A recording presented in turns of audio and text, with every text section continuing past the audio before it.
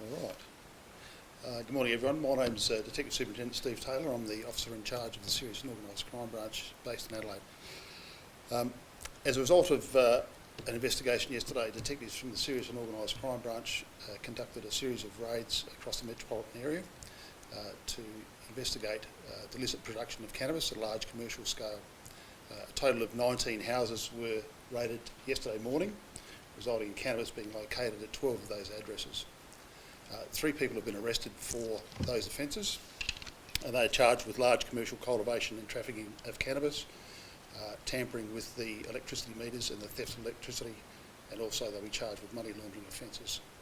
The 3 people are a 40-year-old man from Munopara West, a 39-year-old man from McGill, and a 37-year-old man from Hope Valley. As a result of yesterday's activity, a total of 642 cannabis plants were located, 61 kilograms of cannabis was dried and prepared for sale, also $29,000 in cash, and a vehicle was seized as well. Any questions? Can you talk us roughly, it was across Metro Adelaide, but Yes. Roughly where those houses and properties were that We'll provide a list in terms of where the suburbs and where the places were found, but it was very broad. There was no real demographic for where they were located, but in total 19 houses. We actually found cannabis at 12 of the houses, and quite disturbingly we found evidence of cannabis at the remaining 7 houses as well. What triggered the raids? This is part of an ongoing investigation. It's called Operation Hemp. It's been running from my branch for the last 12 months or so, and obviously we're very pleased to take up this network. We'd be pretty confident at this stage we've actually disrupted this network completely. The 3 men who were arrested, were they known to each other? Were they linked to a particular property, or were they linked to various properties among the 12 where cannabis was found? Yes, there's certainly information to suggest that they all knew one another, and there's certainly some element of sophistication and organisation with this particular network. And so the 12 houses, were they linked as though they were one operation, or are they different groups of people who were trafficking? We would suggest that they're all part of the same network, and at this stage we would anticipate further arrests in the next few days. what would the street value be of that seizure? We would think probably in the vicinity of $6 million. Certainly a bit of an impact on the local market, and we would also suggest that some of this cannabis was destined for interstate as well. We've seen a number of raids recently. We had one last week as well as the week before with sort of the interstate drug rings as well. How concerning is this for the branch? Obviously illicit drugs in the community, it's a real community concern. It's not just for SAPOL or not just for my branch.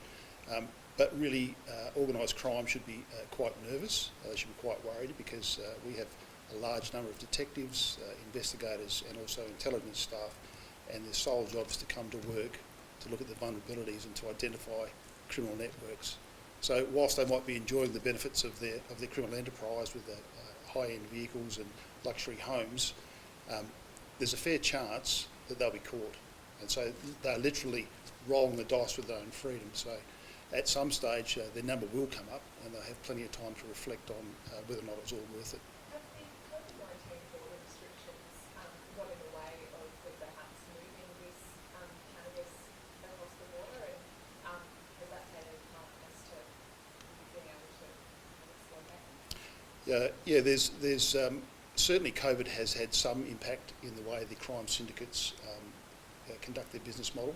They're always constantly evolving and looking for new and innovative ways to isolate themselves and to insulate themselves from the front line. But where there's a large demand, and unfortunately there is a large demand for illicit drugs in the community, they find a way around it. So do you allege that during these COVID-19 restrictions, some of their drugs have been moved across the border, and how do you allege that? We would suggest there's certainly evidence to indicate that drugs have been going across the border.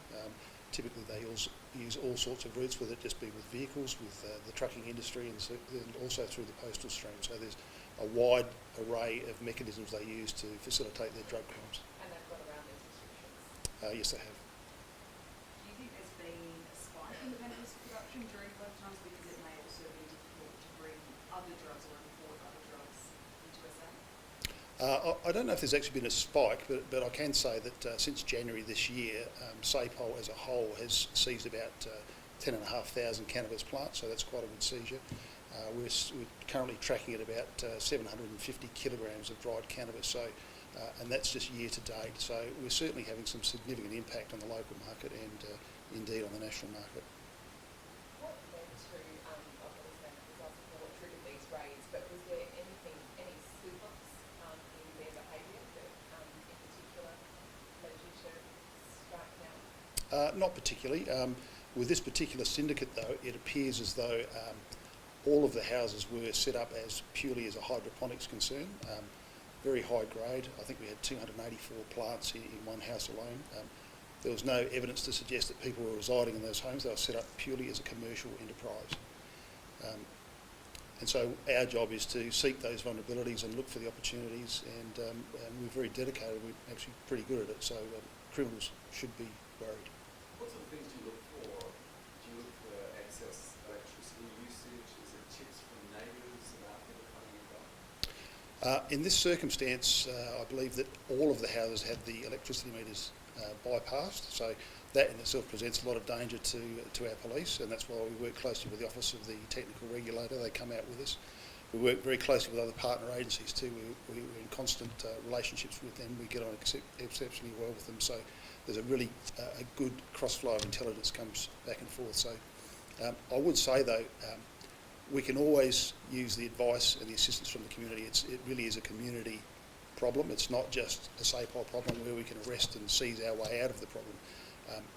What they actually do to facilitate their crimes and the harm that illicit drugs has on the community is it's not acceptable, it's not okay. So we would ask the community to step up, get involved and contact the police, and I can give an assurance that any information that comes through, it will be assessed carefully and it will be actioned. Have all of these now been fully dismantled, all the setups? For this particular one, yes, it has. Yeah. And are any of the three arrested, are they appearing in court today, or when is that taking place? 2 have been bailed, and the man from McGill has been remanded in custody. What was the reasoning behind bail given such a highly organised crime they're alleged to have committed? I haven't been briefed on that, but I can certainly get that information and provide it to you. Is the man from the Middle in custody? Is there a next date appearance? I believe there is Andrew. What, Yep. today? Oh, today?